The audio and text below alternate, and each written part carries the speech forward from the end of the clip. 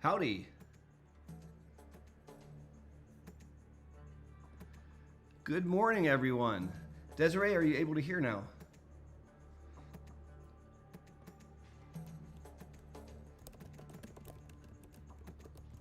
Can you guys hear me? Awesome. Hey, Fatima, how are you? Hello, Danielle. Hey, Veronica in Serbia. Hey, Gus, what's going on? Can you guys hear the music okay?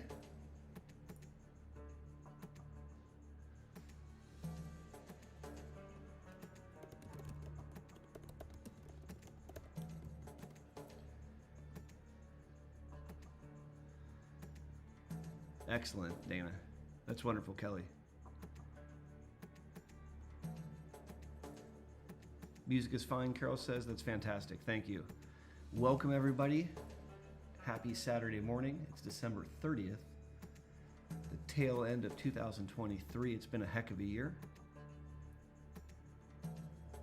We're going to go live at the top of the hour at 11 a.m. sharp. Not going to start earlier. That way people who have planned to join at 11 can do so.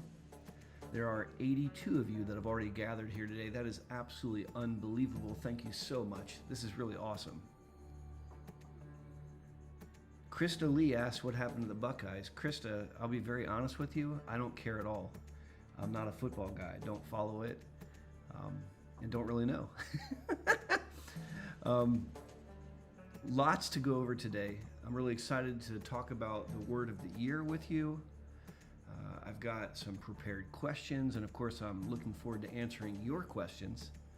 This will be our December monthly live stream. Get yourself comfy and cozy. Grab a beverage. I've got my coffee and my water at the ready.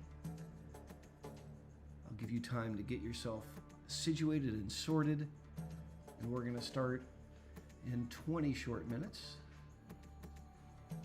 at the top of the hour. As you jump online, please share where you're coming from.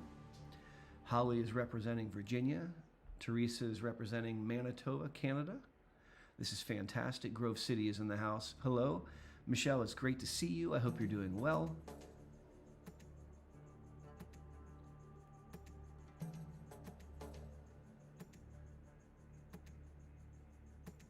Kentucky in the house, Wisconsin in the house. This is fantastic.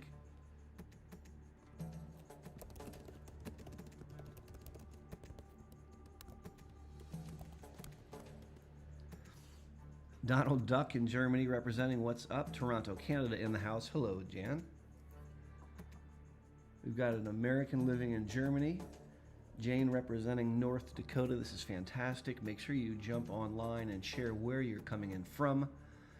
We've got the River Cam in the background. I don't know where my puppy... Oh, there she is. River, go lay down. Go lay down. Come here. Come here. Go in your bed. That way all the people on the internet can see you. Good girl. Good baby. Pretty girl.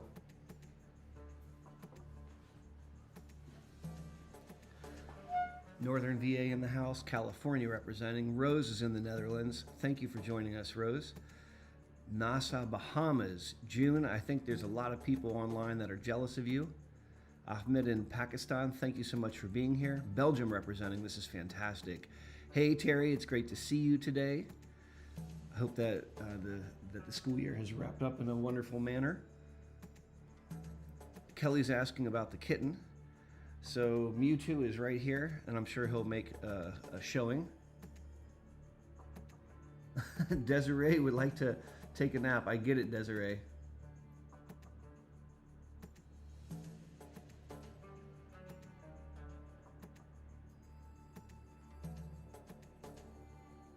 Kim's got her water at the ready. Angela's in the house, one of our amazing moderators. Thank you, Angela. Thank you, Desiree, for being here to help out today.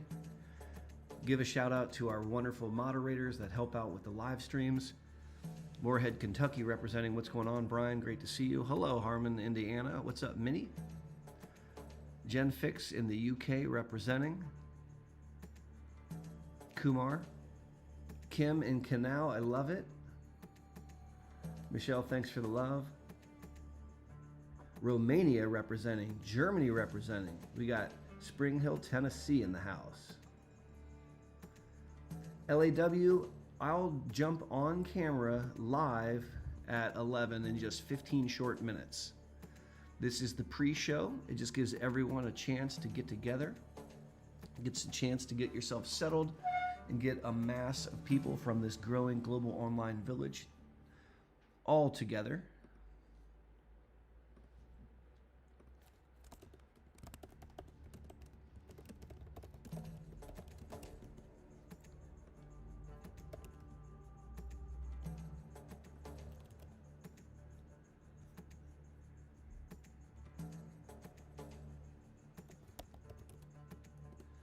Throw a poll up in the chat if you'd like me to change the lights behind me. Take a vote.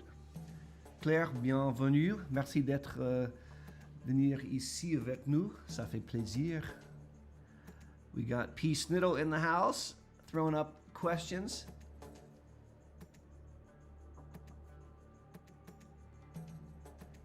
Kyle, it is definitely cloudy here in Ohio. No questions about that.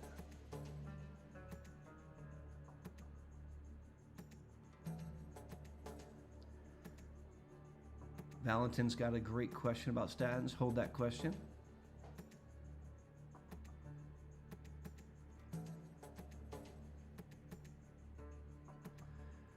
iPoker vibe. There may be a couple people floating around on here who see me in clinic. West Arkansas representing. That's fantastic. Barbara representing Colorado. Thank you for being here. Get your water, guys. We're going to go live at the top of the hour. There's already 114 of you online. That's absolutely amazing. Thank you so much. That's phenomenal. Massachusetts is in the house. Ontario, Canada, or Ontario, Ohio representing. Jason Bell is online. What's going on, Jason? Great to see you, my friend.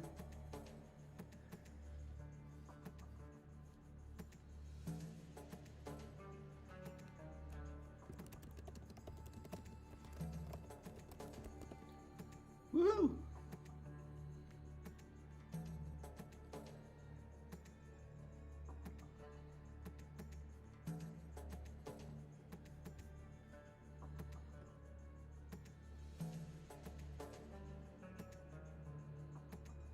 Vitamin D for free. I dig that. Thank you for the love, Samantha. River says thank you. Springfield, Kentucky is in the house. Ukraine representing, coming in with great questions. We're going to get started with live Ask Me Anything in 15 short minutes, guys. I can't wait to get started. Thank you so much for being here.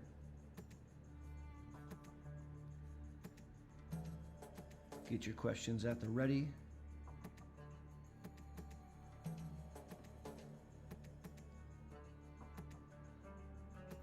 Sorcha, hello from Ireland. It's great to see you as always.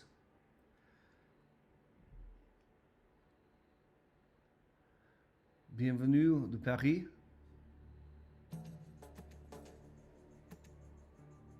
Orlando, Florida in the house. What's going on, Long? Bonjour, Nicolas. Bon matin. What's up, Terry? Hey, Kim. CPK, like the question marks. Thank you very much. Greece is in the house. Rogue Waves out in Cali.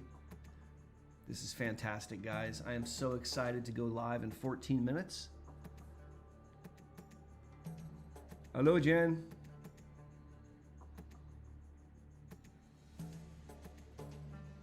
Bama representing Zero Hero. How are you?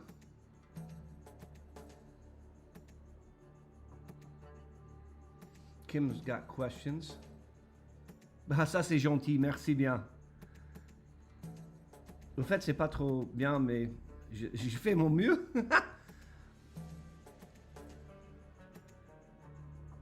Shepherd Center is a phenomenal location. Very, very cool. Angela, thank you for the love. Shepherd Center's phenomenal. Hey, Luca, thank you for joining us from Serbia. There's 129 of you. Merci, Claire. Desiree's got some really good ideas.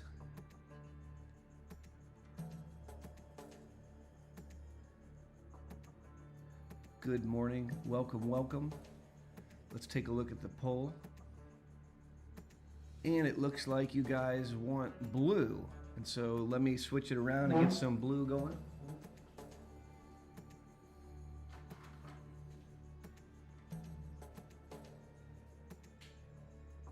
All right, blue lights are on.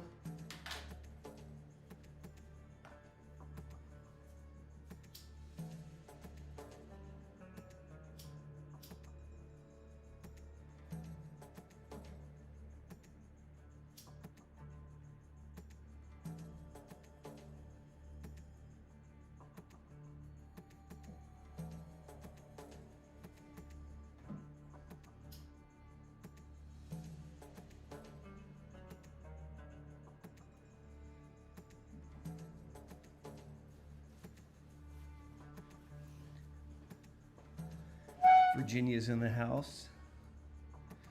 Martin's representing Hamburg. Hello. Scotland representing. Got Dark Angel here. What's going on? Susan's got questions about the psionic neural sleeve. Happy to talk about that. We're going to be going live here in 11 short minutes.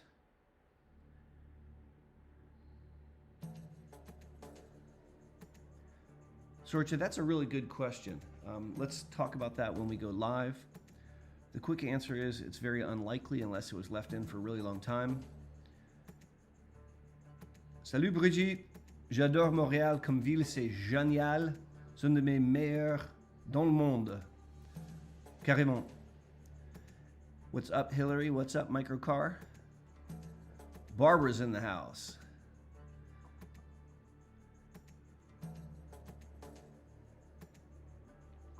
That's a decent amount of time, Sorcha. It is possible. Going to see a urologist, they should be able to figure that out for you. Common things being common, it's much more likely to be from the MS and cord damage than from the catheter. Merci Brigitte, ça c'est très gentil. J'ai pas beaucoup de chance de parler en français, mais quand je peux, ça me fait plaisir. Kim, I just speak French and English. I'm not very good at either. DMTs that don't affect the liver enzymes. Gus, that's a really good question. Let's definitely bring that question up when we go live. Nova Scotia in the house. Loving it. That's on my bucket list. I got Kansas representing. There's 141 of you. We're going to go live in 10 minutes. Not showing off poker vibe, just saying hello, howdy, hi. As you guys jump online, please tell me where you're jumping online from. I love to go back through the chat when this session ends and look at all the different locations that we've amassed as this growing global online village gets bigger and bigger. If you have friends or family or loved ones impacted by MS, send them a link to this live stream if you would. Ashana Tova Fej, it is so good to see you. Thank you so much for the happy wishes for Hanukkah. It was an absolute treat. I hope that you and yours are doing well. Welcome, welcome. Jerusalem representing in the house. Baltimore, Maryland, what's up, yo? Donald Duck asking about NAC supplement. I'm a fan. Newcastle on Tyne. One of my favorite beers on earth, named after that river.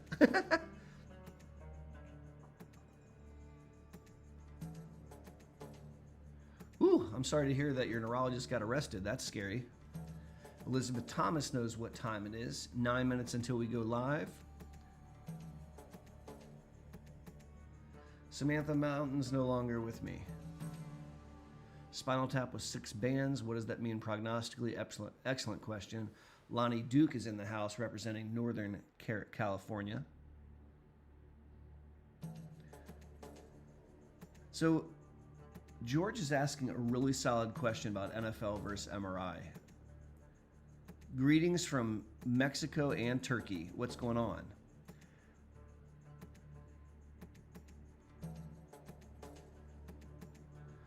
Scott Down said that you spoke with your guy at UCSF. Great to hear that. A lot of really good doctors doing MS at UCSF. Probably one of the best places in the United States. Embracing Your Life is asking about modafinil. The answer to your question is yes. Central Michigan is in the house. What's up, busy girl? Good morning, Stephanie, rocking Columbus, Ohio with me right now.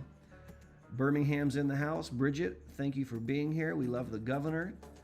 Jen777 representing Texas. We're going to go live in 7 minutes, guys. Get your questions at the ready. Get your beverage of choice. I've got my water. I'm going to refill my coffee. Take a quick bio break, and I'll be back in just a few short minutes so we can rock and roll.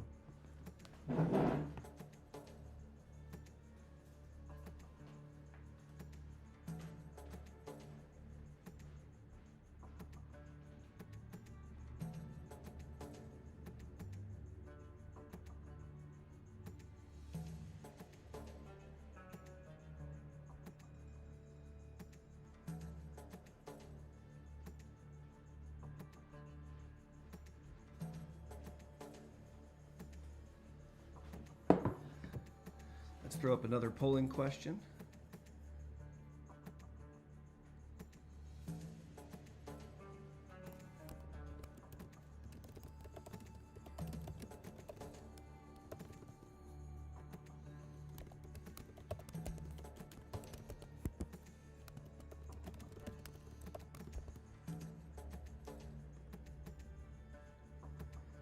Six minutes till we go live. Threw up a quick polling question.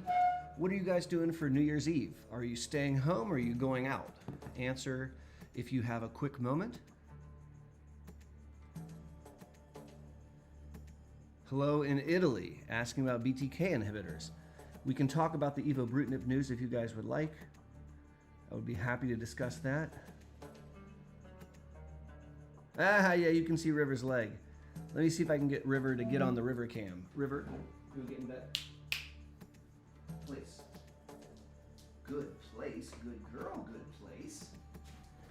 Good girl. Pretty baby. There you go. River's on her bed. Donald Duck is making a transition from Zeposia to Limtrada. That is a big step up in efficacy.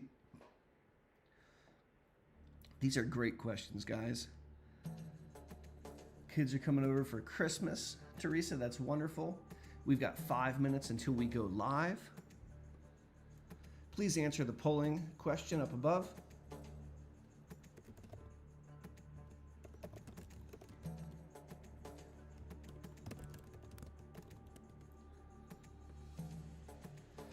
Yeah, iPoker Vibe, she's very, very well trained. She comes to clinic with me every day, so we're around all kinds of different people all day long, and she has to behave herself. She's about 180 pounds, and if she was misbehaved, that wouldn't fare very well. So she is an outstandingly well-trained dog. I'm very proud of her. She's been through a lot of training. River is 8.5 years old. That mask was completely black when she was a puppy. She's definitely a crotchety old lady. Sorcha shares that Limtrada didn't work for her. She's shared on the live streams before that she's going on to have a stem cell transplant. Kelly Adams is in the house. Movement disorders in MS, we can talk about that. We can certainly talk about that. We're going to go live in 4 short minutes.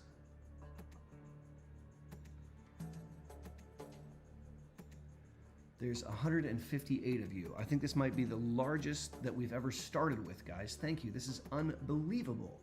As we are about to launch the December Ask Me Anything live stream on this channel.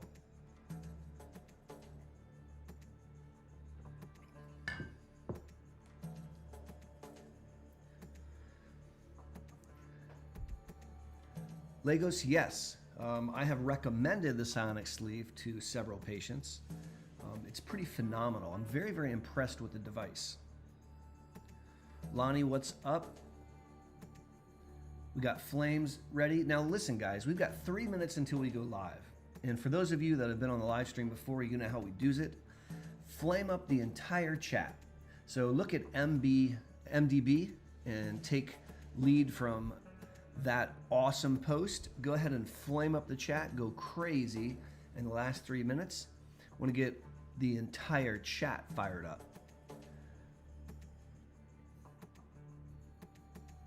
There you go. Bell Speaks got it going on. MDB's got it going on. Ian's got it going on. I'll talk about the sleeve in a bit. Sorcha knows what time it is. We've got 3 minutes until we go live. Cat's Meow showing fire and flames. Newfoundland, Canada is in the house. We've got flames and fire. Oh, I love it. Karen Tweed's got flames galore. Lemon Peel Angelfish representing from New Zealand. It's very early in the morning for her. Thank you so much for getting on. Amazing moderator and a grazing human being. June's got fire. Samantha's got fire. Barbara, I love your comment. Kyle Can knows what's up. Charles has got flames. Jane has got flames. Our moderator Angela has got flames. Donald Duck is firing it up. We've got 2 minutes until we go live. Show some love by flaming up the chat. That's how we do it when we get started here. Show me some fire. Show me some flames. Let's get fired up. We're going to bring in the new year here. This is the December live stream. I can't wait to get started. Kim River looks forward to meeting you as well. Carol's got flames in the chat. What Makes Sense has got flames in the chat. We've got 2 minutes until we go live. Roland, show me some flames. Abby's got flames.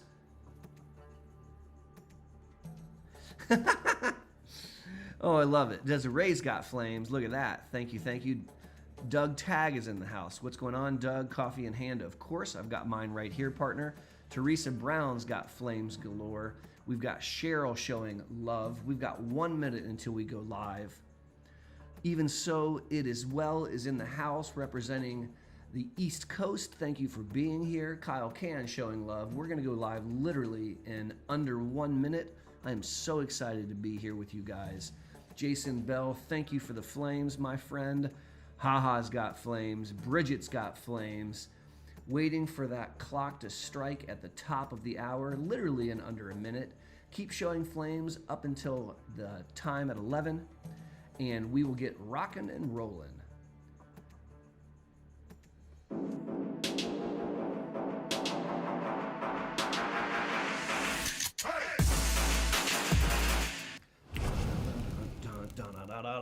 Howdy! This is so amazing. Good morning. Happy Saturday. Happy December 30th. If you don't know me, then I'm not sure how you found my live stream. But I'll introduce myself nonetheless. Aaron Boster here, MS neurologist in sunny Columbus, Ohio, where it is absolutely not all that sunny. It's a very cold and gray day. This is our December live stream. Since I opened the Boster Center for Multiple Sclerosis, we have been doing a monthly live stream. At first, it was a members only, and after about a year or two, we opened it up to all of YouTube, and I am so happy that 206 of you have joined this growing global online village. 4QMS is in the house representing Florida, another one of our amazing moderators. It's great to see you, my friends. Susan Winter is in the house. Thank you so much for jumping on, everyone. A couple rules of engagement. Number one, as you jump online, tell me where you're jumping on from. So please tell us where you are in the world. I absolutely love watching this global, glowing online village get bigger and bigger. It's amazing. So please do that for me. Second, as we go through this Q&A, this Ask Me Anything Multiple Sclerosis, please make sure that your questions are posed in a general fashion. What I mean by that is I can't diagnose or treat you on the interwebs with one or two pieces of information. And so I need you to ask your questions in a general sense. That way everyone can benefit as we go through this process. I started off the pre-show, we did a couple polls, and I asked whether people were going to be celebrating New Year's Eve at home or whether they were going to be going out on the town. Now, there's been 163 of you that have answered, which is a really nice number. Thank you. If you would like to participate in that poll, I'm about to close it in a few seconds, so jump on there and throw in your answer before I end that poll. Right now, it looks like there is a very, very clear leader. All right, we're going to end the poll here with 92% of people who answered staying home. And that is exactly what I'm going to do on New Year's. I'm not a fan of going out. I think there's a lot of folks that are drinking and driving and whatnot. And I'd much rather be comfy and cozy in my house. Makes me feel much better. Let's get started with some Ask Me Anything. I've got a couple prepped questions, and I'm going to start off by going to one of the scenes that we don't use as often. So let me jump down here to this scene. I think it's kind of fun. We'll throw a few flames just to make it exciting. And let me start by a couple questions that I have prepared ahead of time. So that's not working. All right, so let me take a question from the audience. Let me see here. So the first question, Claire asks, do you recommend intermittent fasting the whole year or only in periods? So I have a lot of YouTube videos on this channel about the benefits of intermittent fasting. I really think that it's a fantastic way of eating in that it's not really a diet, it's when you eat, not how you eat. If you are not familiar with intermittent fasting, I would totally encourage you to check out some of the videos that I've made on the topic. And if there's an industrious moderator online, maybe you could find one of those videos and throw it up in the chat. In full disclosure, I have fallen off the wagon. I have not been doing my intermittent fasting the way I need to, and as a result, I've packed on some weight. And so in the new year, I'm going to be recommitting myself to being adherent to my own intermittent fasting so I can shed a couple extra pounds. I do think that it's a lifestyle that you can maintain all the time. I try to maintain it all the time when I don't end up cheating. That was a great question. Let's take another one. So here's one from Teresa. So Teresa says, question, can MS and epilepsy be related? And the answer is yes. So multiple sclerosis causes damage to the cortex, the surface of the brain. And when there's damage to the cortex, it can cause a seizure, which is basically an electrical storm on the brain. And people impacted by MS are actually 6 times more likely, which is a very big number, 6 times more likely to experience a seizure compared to the general population. And so I definitely find that there is an increased risk of seizures in my patients. I treat seizures in my patients. I don't take care of folks that have epilepsy separate from MS, but I have plenty of folks in my practice with MS where we have to manage seizures. Absolutely. That was a great question. All right, let's take another one here. So Flow Nation is asking about Briumvi. So Briumvi is the newest anti-CD20. It's the newest B-cell depleter to join the market. We now here in the United States have FDA-approved ocrelizumab, that's Ocrevus. We have ufatumumab, that's Kesimpta, and we now have ublituximab, which is Briumvi. So if anybody on the call is taking Briumvi, please throw a message in the chat. I want to thank Desiree and Bluthden and Even So It As Well, who were Johnny on the spot, and they threw up some videos on intermittent fasting. You guys are amazing. Thank you so much for doing that. I really appreciate your help. So Effie, asks a very good question. Baclofen at night and Adderall during the day. Is this combo wrong? And the answer is no. So why do we take Adderall? Well, people impacted by MS experience fatigue as the most common symptom. Across all age groups and types of MS, fatigue is a monster, and it's the leading cause of loss of work amongst people with multiple sclerosis. So at the Boster Center for MS, we spend a tremendous amount of time grappling with and trying to beat up on fatigue. So one of the ways that we can do that, and I have multiple YouTube videos on fatigue on this channel, one of the ways that we can do that is by taking a stimulant medicine in the morning. And by taking a stimulant medicine, we can trick the brain into being more awake. We can help you attend better so you can attend to tasks.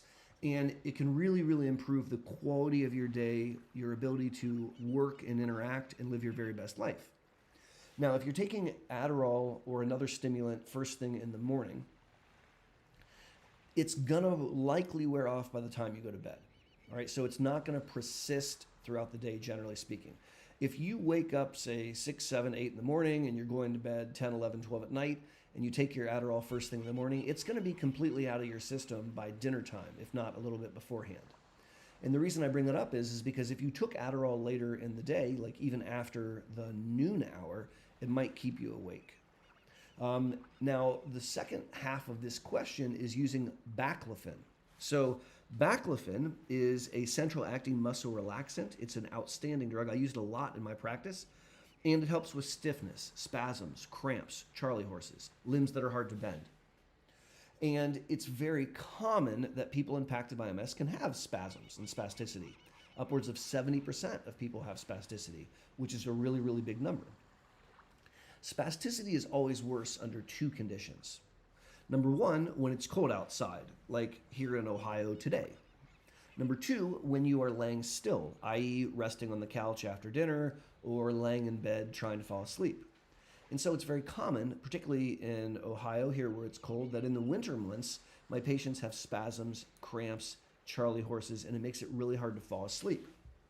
And so there's a lot of things that we can do to help with spasticity at night, including stretching, including massage, including trying to warm up, and including taking baclofen. Now, baclofen, the central-acting muscle relaxant, is a pill that you take, and when you take baclofen, it lasts for about 5 hours. So if you take baclofen at 10 p.m. and you're waking up at 6 or 7 in the morning, there is no more baclofen left in your body. And it should not, hopefully, have a residual make you feel tired and sleepy. So my point here is Adderall wakes you up, and baclofen helps you with spasticity, but can have a side effect of sedation. If we time them right, we should not have trouble. Now, lemon peel angelfish is an amazing human being, and I don't know if you realize this, but she's on the other side of the planet. In fact, it's my tomorrow where she is right now. So everyone show some love to lemon peel angelfish. I think she's up like at 5 in the morning, so she can join us today. Thank you very much. You are amazing. I hope that you and yours are doing well, and I hope you have a great New Year's. All right, let's take another question.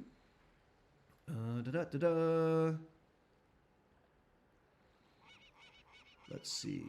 Flipping through here.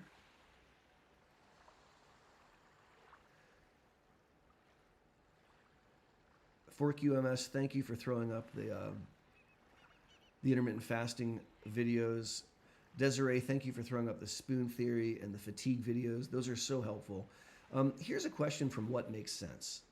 So the question is allodynia common in MS? Which begs a first question, which is, what the hey is allodynia? Oh, watch this. What the hey? Sorry, that's fun. I'm going to do that one more time. What the hey? So allodynia is a Scrabble word, all right? It's a doctor word, and it means that light touch hurts. So if somebody is touching your hand, that should feel like a light touch. But in the setting of allodynia, light touch hurts. And let me explain how that happens. When someone, in this example, touches your hand, it sends a message in the receptors in the skin up the nerve. And so there's a nerve that runs up your arm to your spinal cord, and then it goes up your spinal cord to your brain, where the brain says, somebody's touching my hand. In the setting of damage to the spinal cord or damage to the brain, when someone touches your hand, a light touch, the normal light touch message goes up the nerve and gets to the spinal cord. But when it gets to the areas of damage in the spinal cord or in the brain, the message becomes twisted. And the ultimate message which gets to the brain is not a light touch sensation, it's a ow. And it reminds me of that game that children would play called telephone or operator, where you sit in a circle and someone starts off and says, monkey, monkey, underpants. And then the next person says, monkey, monkey, underpants. And they keep whispering the term all the way around the room. And when it gets back to the last person, instead of monkey, monkey, underpants, they've come up with something else. Like Bob poops his pants, or, it's completely different from what you started with. And that's what's happening with allodynia. The initial message is not the final message that the brain reads. And allodynia is a form of neuropathic pain. It's very common in the setting of MS. Why?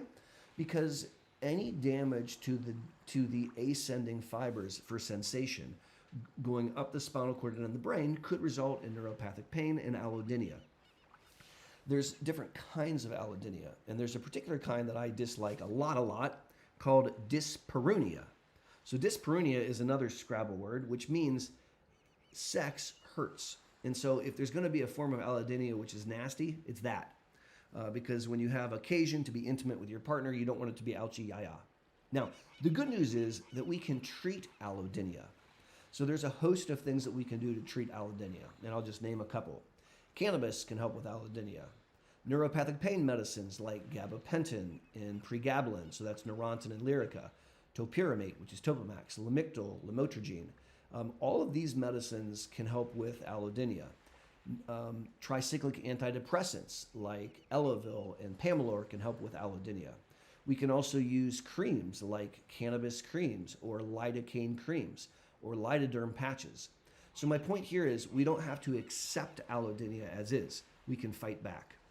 That was an excellent question. I really appreciate you asking it. Thank you very much. Let's see here. So Desiree is helping out and throwing up a question from Sarah Jane. So let's answer Sarah Jane's question. What JC virus index is alarming? Lab work flags a high and positive as the JC virus antibodies. Okay, all right. So let's unpack that question because I think there's a lot there. Before we do that, we're going to do our very first MS Water Challenge, yo. So you know how this works. When I drink, you drink. MS Water Challenge. Let's do it up.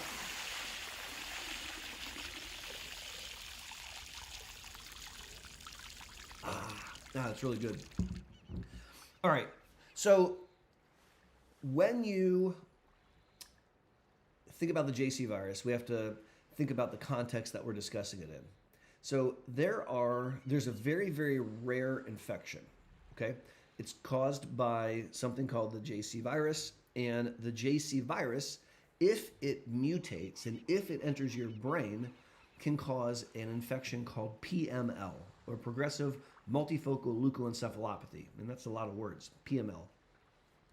And there are certain medicines, like cancer medicines, and other medicines like Tysabri used in MS, which can increase the risk to develop PML.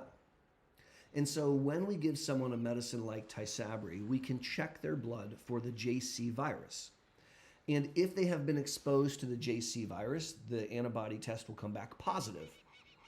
Now, there's a second part to the test. So unless they've had prior chemo and they can't use this particular part of the test, we can then look if they're positive at what's called the optic density, which is what Sarah Jane is referencing, the index. So the index, the optic density, is a number from like very, very low to very, very high. And the higher the number, the higher the risk with the JC virus of developing PML.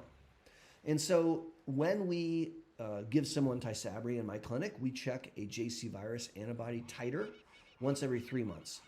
And Jane's question is, what value is too high? And so I want to answer that question two different ways. I want to share where my comfort level is, and then I want to share how I direct patients in a conversation, because there's actually two separate things. So for me, I'm not fearful of JC virus antibody positivity. If someone is JC virus antibody positive, it does not mean that they're ineligible for Tysabri, in my opinion. It does mean that we simply have to have a conversation about statistical risk. Because you may find that you're JC virus antibody positive, and when we calculate your risk of PML, it's 1,000th of a percent. So 1,000th of a percent means that you take $1 into 100 pennies, you take a penny into 1,000 pieces, and one sliver, that's your risk.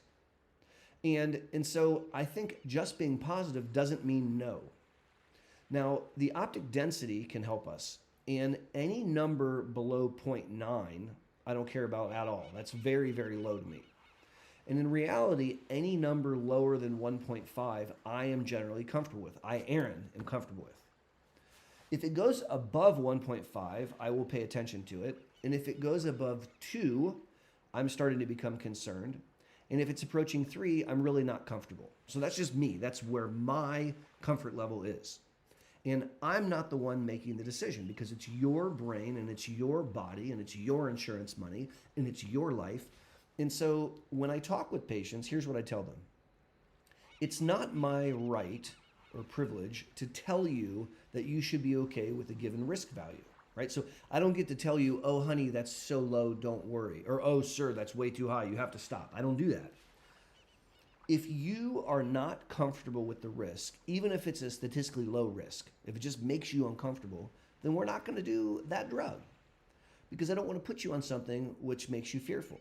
If, on the other hand, you have a very high titer, but you understand the risk, well, then we're going to treat you. I'm not going to tell you no.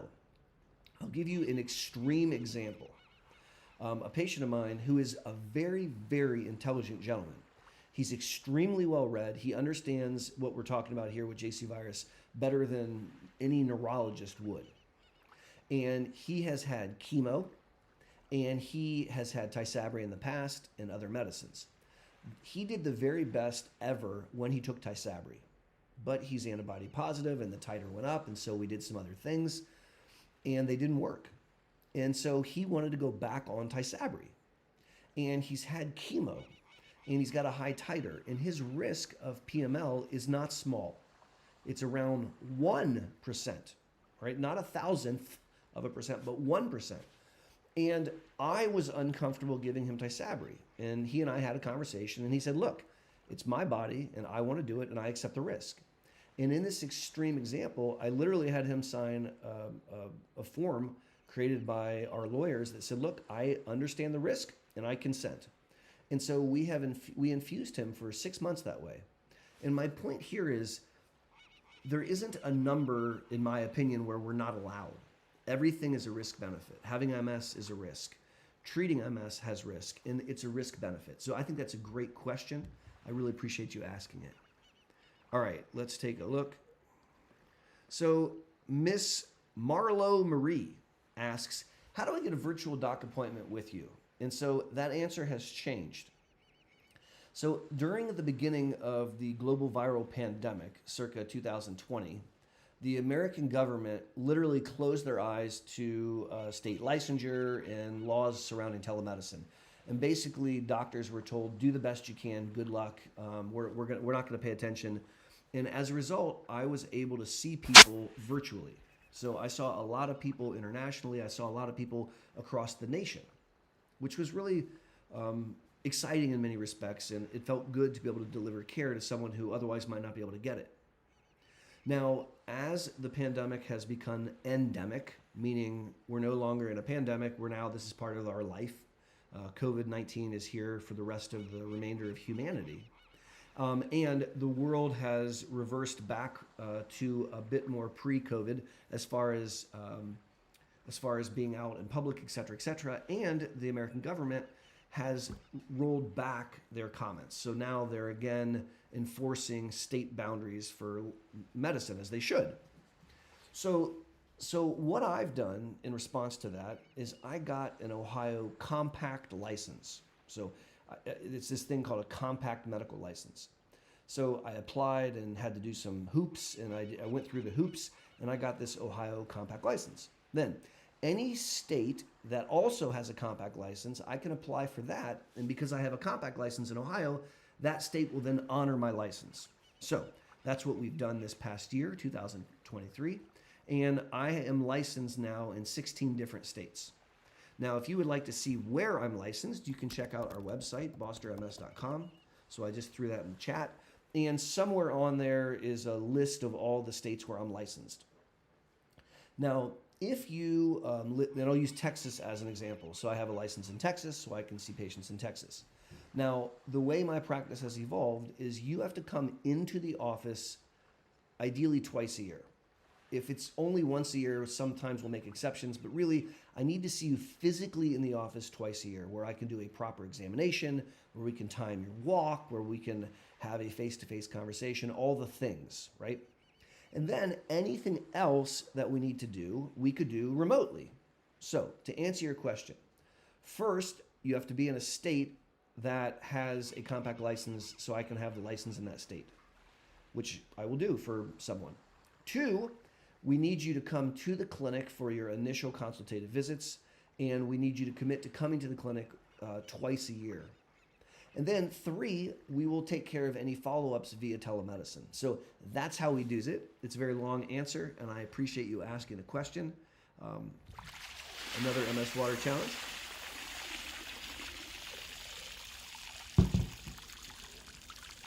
All right. This is a really good question coming from Maddie.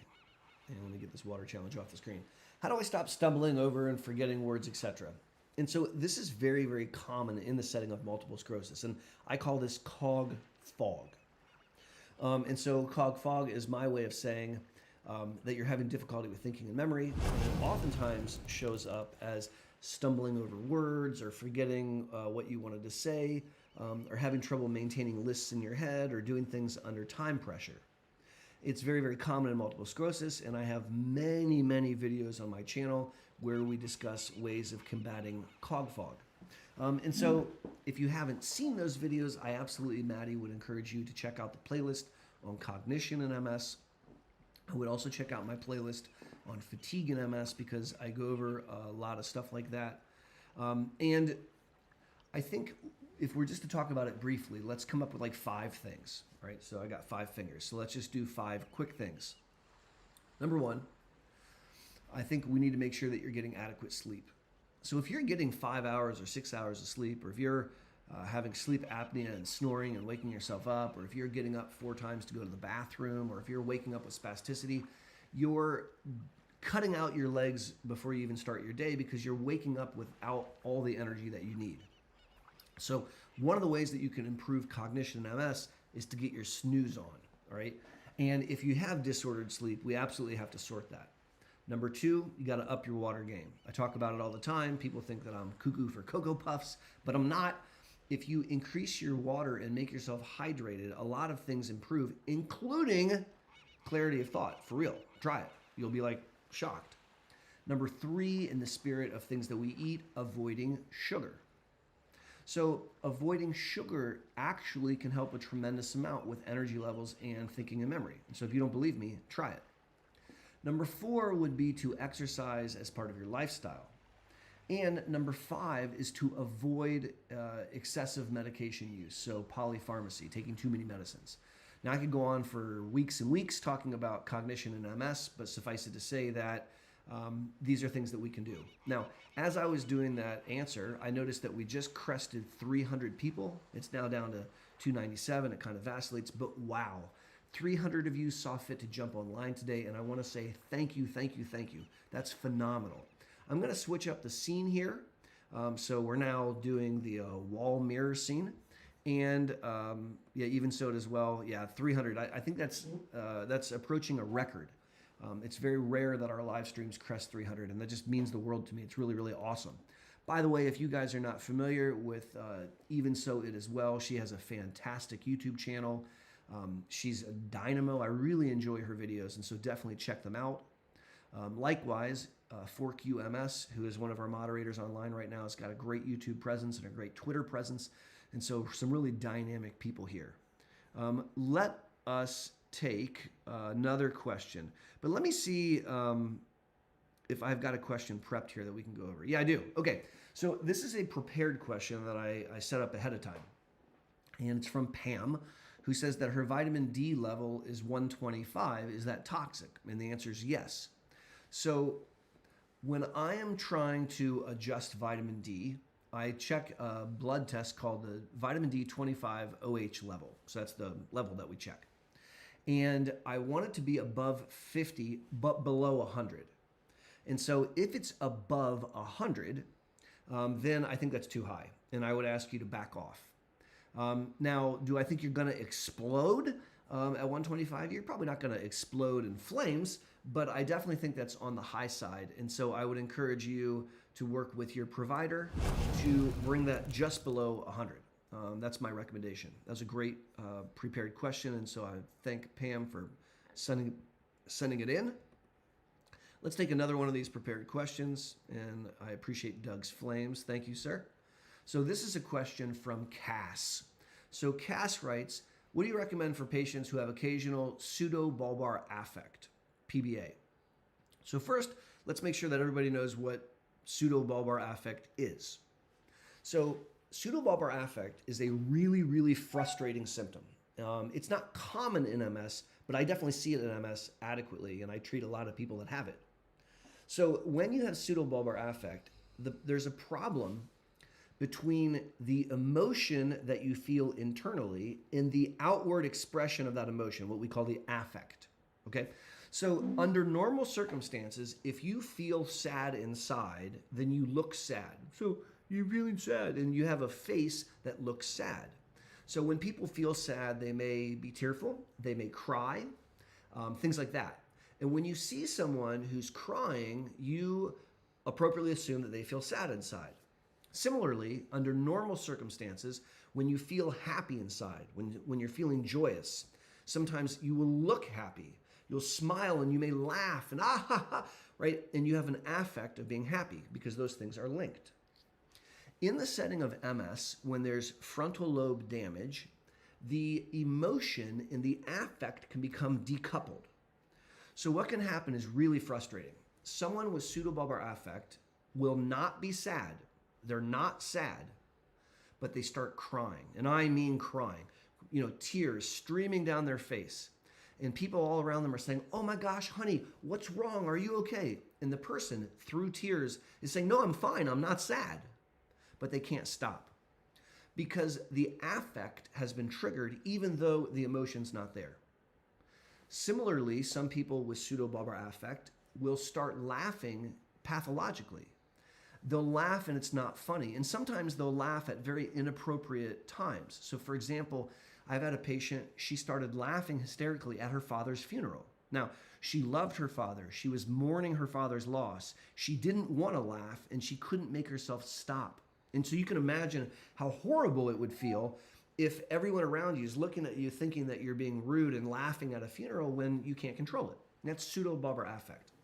And this, fortunately, is not super common, but it does happen plenty in MS. And the good news is it's treatable. We can treat pseudobulbar affect, 100%. So there's a medicine called Nudexta. Nudexta is a prescription medicine. It's actually two old school medicines that they've combined. And Nudexta is a medicine which I give people for pseudobulbar affect with great success. Great success. It's a very, very successful medicine many, many times. Oh, check it out. 4QMS is amazing. He just went on my website and he looked up all the places where I have a license. Thank you, sir. So you can see where I'm licensed: Ohio, Alabama, Illinois, Indiana, Kentucky, Michigan, Tennessee, Texas, West Virginia, Wisconsin. So you notice, for example, that Florida is not on that list, which really bums me out because I have a lot of patients in Florida. The problem is that Florida doesn't offer a compact license. Same thing with California, same thing with New York. Now, Jason Bell points out that PBA is really weird. And it feels weird because there's a disconnect between the emotion and the affect. And one of the things that I think is really important, Jason, is amongst your internal village, amongst your key village members, you let them know, hey, look, sometimes I have this thing because of my MS and I may laugh and I don't mean to. And so please don't think that I'm trying to be impolite or rude. And ask your neurologist, guys, about Nudexta. Now, there are other medicines that we can use to treat PBA. If you don't respond to Nudexta, we can use deslofaxine, we can use some of the SSRI medicines or some of the TCA medicines. And so there's a lot of different things that we can do to try to treat pseudobulbar affect. I do have several YouTube videos on pseudobulbar affect. And so if you haven't seen them and you want a bit of a deeper dive looking at pseudobulbar, then check out those videos. I don't know if I could impress upon one of the moderators to find my most recent video on pseudobulbar affect and throw it up in the chat. You guys are just killing it today. Let's see what other questions we may have. So here's a really good question from Julia. And so Julia writes, can a person have MS overlapping with Mogad syndrome? If so, how common? So that begs the question, what the heck is MOG or Mogad? Now, walk with me. Multiple sclerosis is an autoimmune condition that affects the brain and spinal cord. There is a cousin of multiple sclerosis called neuromyelitis optica, or NMO. And NMO is a different autoimmune condition which affects the brain and spinal cord. It's a cousin of multiple sclerosis. There's a cousin of NMO called MOG. Myelin oligodendroglycoprotein, and it is a cousin of MS. Now, MOG typically presents with recurrent bouts of optic neuritis. And I don't think you can have both MS and MOG. I will tell you that many people have MOG and were misdiagnosed as MS. And we actually have someone in the chat who says, hey, I've got MOG. And it can be mistaken for MS sometimes, but we can sort it. How do we sort it? If you are diagnosed with MS, it's a good idea that you have an antibody test for MOG and an antibody test for NMO. And if either of those antibody tests are positive, you probably don't have MS and you probably have one of those other conditions. Why is this relevant? It's relevant because the way that we treat MOG is different than the way that we treat MS. For MOG and NMO and MS, all three, we can use B-cell medicines. So we can use rituximab, ocrelizumab, ufatumumab, ublituximab. All of those B-cell depleting medicines work to treat all three conditions. But there are other options for MOG. For example, IVIG, all right, intravenous immunoglobulin, is the drug of choice for MOG, and it's the most effective drug. And so knowing that you have MOG and not MS is very, very relevant. I don't think there's a lot of overlap, and the conditions are actually different. And so if you have recurrent optic neuritis, if you're not having a lot of other MS similar presentations, I think you want to make sure that you've had a MOG antibody tested. That's a great question. And thank you for asking it. So Sorcha, who has had a stem cell transplant, shares that after her hematopoietic stem cell transplant, some of her lesions disappeared. And there are other situations where we give someone a medicine and a lesion goes away. I literally saw that yesterday in clinic with a patient who's on a B-cell depleter, and one of the lesions in her spinal cord disappeared. And so at first, she and her mom were nervous about that. They didn't know if maybe that was bad. But it's not bad, it's good. How is that possible? Well, the white spot, the lesion on the MRI, is a collection of water. It's a puddle of water at a microscopic level, at a cellular level rather. And the puddle of water does not tell us why. So it could be because of demyelination, it could be remyelination, it could be actively inflamed, or it could just be old and burnt out. We don't know, we just know it's white. So if you have a lesion that is active, it's kind of newer, it's very inflamed, and you give an anti-inflammatory, you can quell it, and sometimes those lesions get smaller or go away. And so I'm delighted to hear that. Now, ForkUMS is just crushing it today, and I want to say thank you again. So he has thrown up in the chat a link to my video on pseudo-bulbar affect. And so if you guys haven't seen that, I would encourage you to do that. I am going to take a moment, and at the risk of sounding self-aggrandizing, I'm going to invite all of you to make sure that you're signed up for our monthly live stream, or excuse me, our monthly newsletter. And so I'm going to jump on here and find a neurologist copy of the link so that I can put it in the chat. So bear with me, guys. I'm futzing around here. Here we go. Okay. All right. So we're going to throw this up in the chat once I get everything put back together. Here we go. Ha. So I've just thrown a link in the chat for the Boster Corner. So if you would like to know when I go live, then please follow that link. Click that link and sign up for the Boster Corner newsletter. This is a monthly newsletter, and I share information about MS, I share information about research, I share information about nutrition. I oftentimes highlight various YouTube videos that I've made, and we include on it all the information about our live streams. So if you would like to not miss any more live streams in the future, please take a moment and sign up for the newsletter. And Desiree, you're absolutely right. The moderators are fierce today. I'm so appreciative of you guys. You guys might not know this, but I'm dyslexic. So reading lists of things is really hard for me, and I mix it up a lot. And so trying to follow the chat while I'm trying to do all the other things behind the scenes really, really hard for me. And so I'm so appreciative that these moderators, just out of the goodness of their heart, help me. It's really, really appreciative. Thank you so much. All right. Let's switch the scene a bit. But before we do, we'll take maybe another question. So here is a great question. And it's from Michelle. Michelle writes, what are your recommendations for medications for treating depression and anxiety with MS? And so that's a super question. Why is it a super question? Because fatigue is common, as I mentioned, but so is depression and so is anxiety. So people impacted by MS are literally twice as likely to experience anxiety or to experience depression compared to the general population. That means that I spend a lot of time helping people game out how to improve their mood. And let's talk about that a little bit right now. Now, the good news is there's a lot of medicines that are outstanding at helping with mood, many, many. And if we're dealing with depression, but not so much anxiety, and if we're trying to improve energy, and if we are going to be treating with a pill, I like Wellbutrin. Wellbutrin, bupropion, is a great medicine. It's an atypical antidepressant. It causes some energy boost, and so we have to take it in the morning because it can be very activating. It causes weight loss because it makes people less hungry, and so oftentimes people will lose weight on it. Wellbutrin has no bearing on sexual function. Some of the antidepressants do, and I don't like that.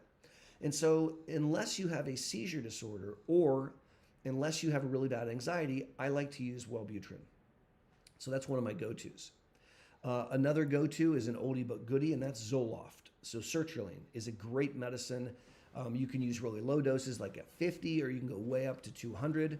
I find that this is a really good medicine both for depression and for anxiety. And one of my most favorite maneuvers is combination therapy. In some patients, we'll put them on Wellbutrin and Zoloft. And I feel like the Zoloft sort of balances out the Wellbutrin. And so that's a really powerful combination. There are several other medicines for depression and anxiety that I use. So just to go through, I'm a big fan of Lexapro. Lexapro is a very well-tolerated medicine. Cymbalta is an outstanding medicine if we're trying to treat depression and pain. If we're trying to help with sleep, we may use a medicine like a tricyclic antidepressant at night because it helps make you get your sleep on. So there's several that I like to use, but my go-tos, my ones I like to start with, are the ones I listed: Wellbutrin, Zoloft, and Lexapro. Not that there aren't a whole bunch of other ones. So a couple of you have signed up for the monthly live stream. Thank you very much for doing that. I super appreciate it. Yep, and so someone's asking about amitriptyline. Amitriptyline can help a lot. So Kathy Chambers writes, libido, does that even exist? That is a great question, Kathy. So let's tackle that next. So multiple sclerosis can impact the holiest of holies, the supercomputer that runs the body. And the holiest of holies, the supercomputer, the brain, is really the organ of sex. So it's the sexual organ, right? And there's different stages to sex, like the mechanics of intercourse. It starts off with arousal, like being sexually interested. And then for women, physiologically, there's a lubrication, and then orgasm. For gentlemen, a very similar process. We start off with arousal, and we can obtain and hopefully maintain an erection, and then ejaculation, right, orgasm. And so in both cases, we start with interest, arousal, and so we call that libido. Now, in the setting of MS, people can have low libido. It's actually very common, and there's a lot of reasons. And just to run through it very briefly, there can be primary sexual dysfunction, where the circuitry of sex has been interrupted, making it hard to feel the down theres, making it hard to become adequately lubricated or obtain an erection, and making it hard to ejaculate. And generally speaking, primary sexual dysfunction does not result in low libido. So oftentimes, if you have primary sexual dysfunction, you still may be interested in sex. You just may have trouble feeling the sensations and achieving lubrication and orgasm. And the situation is oftentimes exacerbated by other aspects of sexual dysfunction. So secondary sexual dysfunction is a situation where Symptoms of MS like spasms or bladder poor control or pain or allodynia like we talked about earlier or dyspareunia like we talked about earlier can make sex not fun, all right? Because it's not very sexy if like your leg goes into a spasm. Tertiary sexual dysfunction is relevant to this question about libido though. So tertiary sexual dysfunction is where the human being doesn't feel like a sexual being. They don't feel sexy. They feel like an invalid. They feel ill. And as you can imagine, there's plenty of people impacted by MS that have that. We add insult to injury because, as I just shared with you, a lot of people with MS can have depression. And depression can interrupt libido. There's a host of things that go into successful intercourse, and libido is one of them. And so we can spend a lot of time gaming out how to improve libido. Now, Kathy, there's actually a medicine which is FDA approved for women's low libido, so hyposexual arousal in women. And that drug is called Addy. So I'll type it in the chat, ADDYI. And so Addy is a prescription medicine that you take.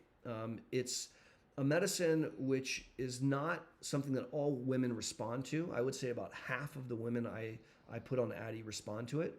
And they don't become hornballs. They don't run around, having crazy wild thoughts, but they become more normal, where when they're interested in sex, they experience interest in sex. And they can become adequately aroused. And so for women that respond, it's a really, really great thing. This is not something to shy away from with your neurologist, because one of the goals of MS care, in my opinion, is to help you live your best life. And if you're not interested in sex, you may not be living your best life. And so I think that's a fair thing to bring up to your neurologist to talk about.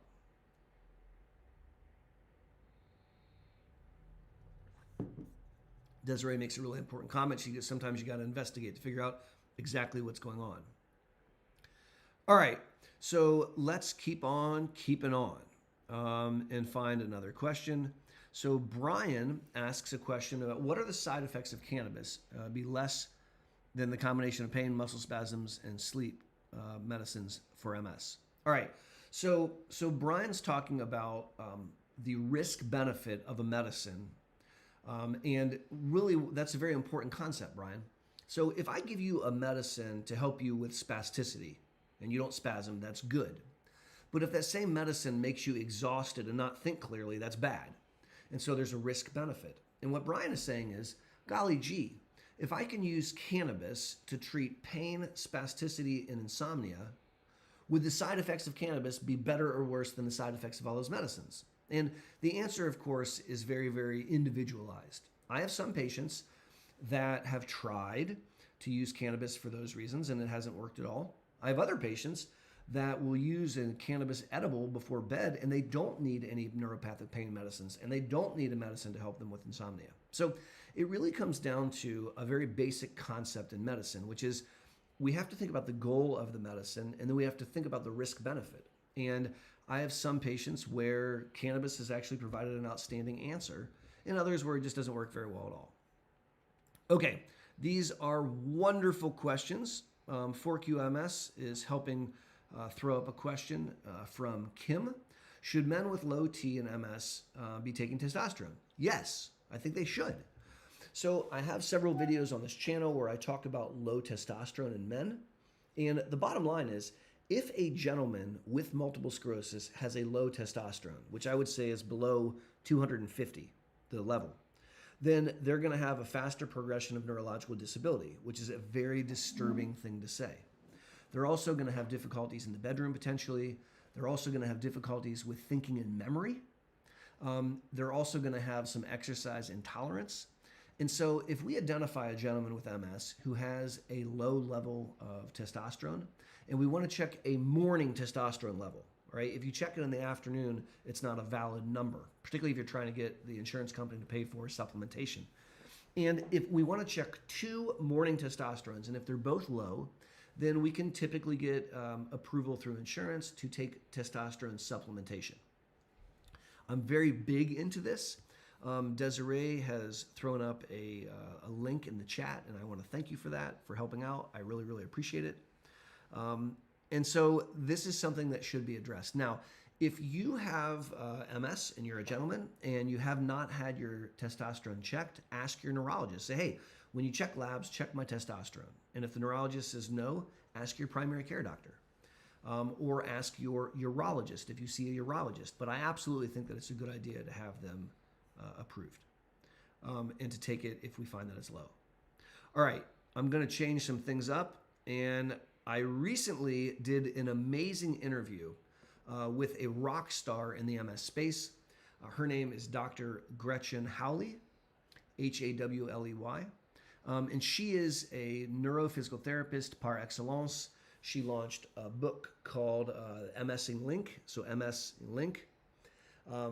She has a podcast by the same name. She has a YouTube channel. She has worked with many of my patients on private sessions, and it was a really fun interview. That interview will go live in February, in the middle of February. And I was just goofing around and I made this little music video. So I'm gonna play this music video for you, and it's just about a minute long, so it won't take too long, and I hope you enjoy it. Here we go. You know, both of us agree that in order to live your best life, despite having MS, you have to exercise as part of your lifestyle.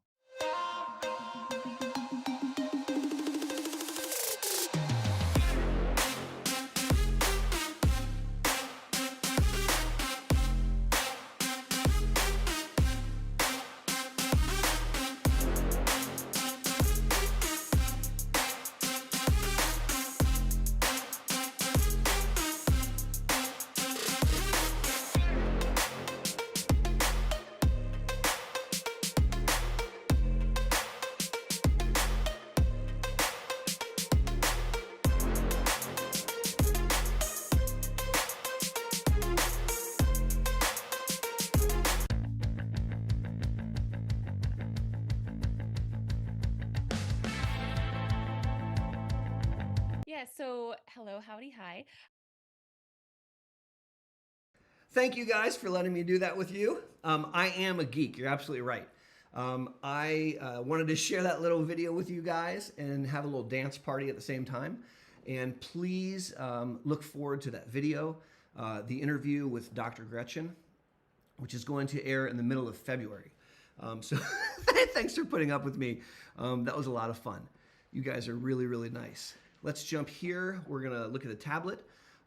And I am going to take a quick bio break because my bladder is nearly 50 years old. And so please don't run away. I will literally be right back. I'll leave you here. There's 300 of you. Please don't run away. I will be right back.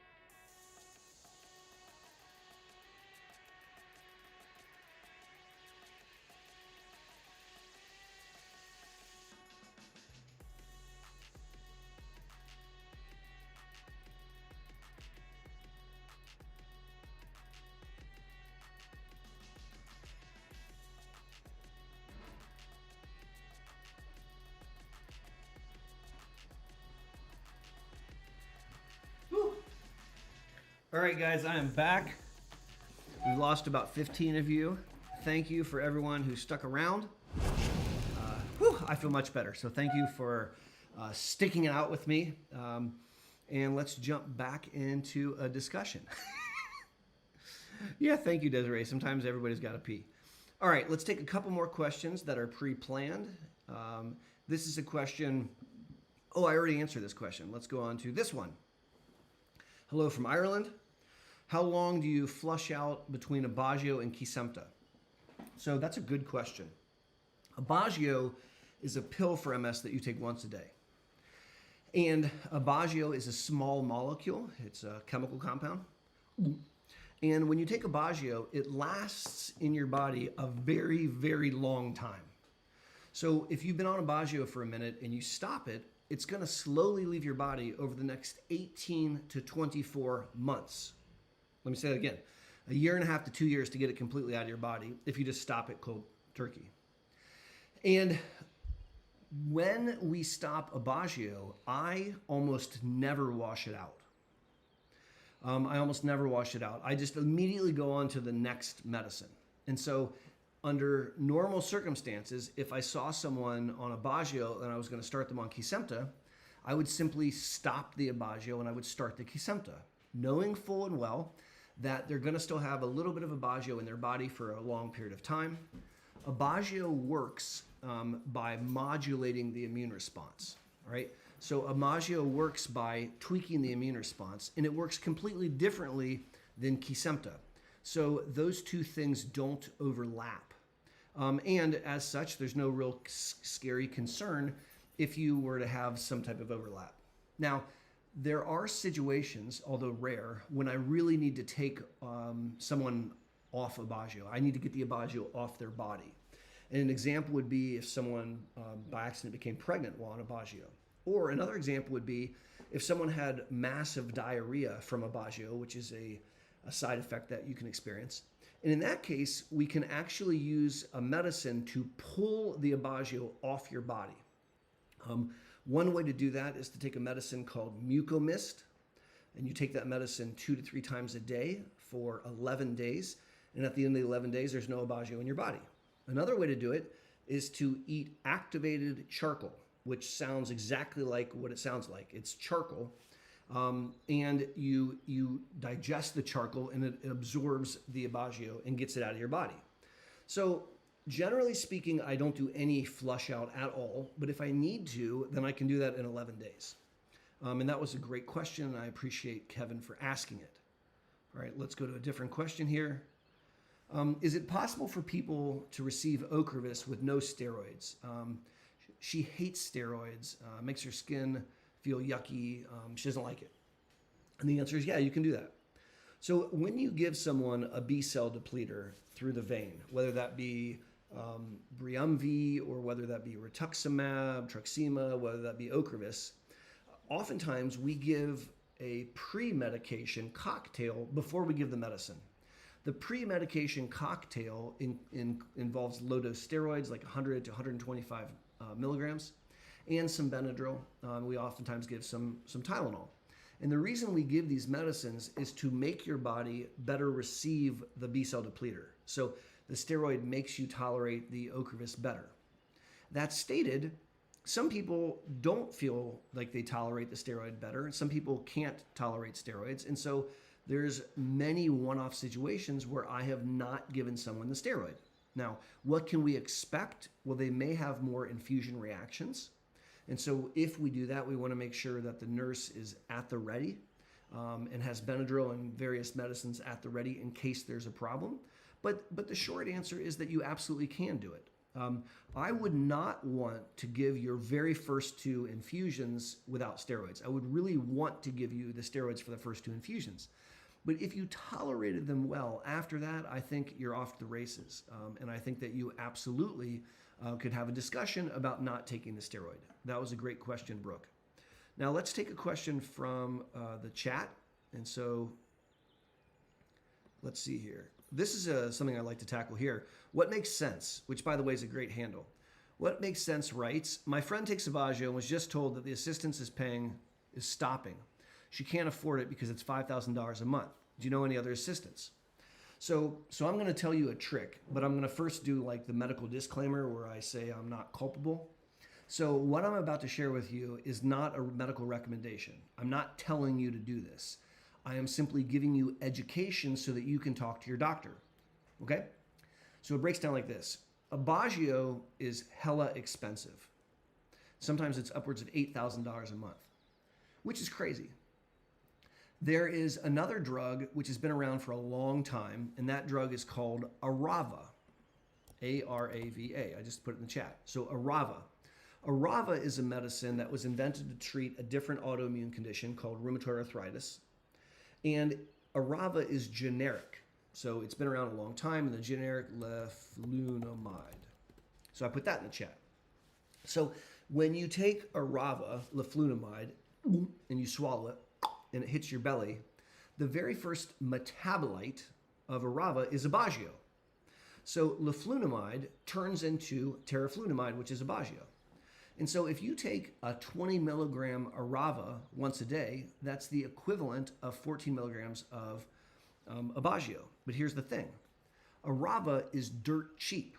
It's very, very inexpensive. And so I'm going to do an assessment here online. I'm pulling up the GoodRx. So this is a free app that I use all the time. And I'm going to put Ocrevus in here, leflunomide. And I'm going to include my zip code here in Central Ohio, 43214. And then I'm going to look for a 30-day supply. So here is a 30-day supply of Ocrevus, and you see that it's $24 at Myers. And you see that it's $10 at Walmart. So instead of paying $5,000 or $8,000, you could pay $10 or $20 with the exact same chemical compound. So I don't use Aubagio in my practice anymore at all, particularly now that it's not covered with copay assistance. I use off-label generic Ocrevus, and because it's cheap as dirt, and even if you don't have insurance for it, you can use the GoodRx electronic coupon the way that I just did and save a boatload of medicine or money. So hopefully that helps some people. And, you know, there's 306 of you that have jumped online today. That's amazing. I'm so very, very appreciative. When I started this YouTube channel way back in 2015 or 2016, something like that, I wanted to educate, I wanted to empower, I wanted to energize families impacted by MS, people impacted by MS. But I didn't ever think about this village. I didn't think about this growing global online community. And you guys really fill me full of energy. I'm really appreciative to you. This has been our December live stream. We're going to continue to do monthly live streams, typically the last Saturday of each month. And if you're not sure where to find the live streams, again, I want you to click that link that I just threw up there so that we can send you a monthly newsletter. Joe, I love you right back. I love your family. You guys are amazing. And that way you won't miss any of my upcoming live streams. Now, before we go, because I'm going to wrap up now, I wanted to introduce one more concept, the word of the year.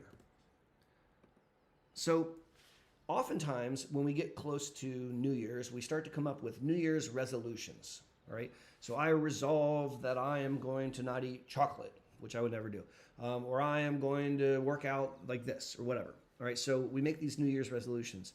And typically, New Year's resolutions last about 3 weeks, sometimes 2 weeks. They don't last very long. We get busy with life, and by February, we've stopped whatever it is that we promised ourselves that we would do.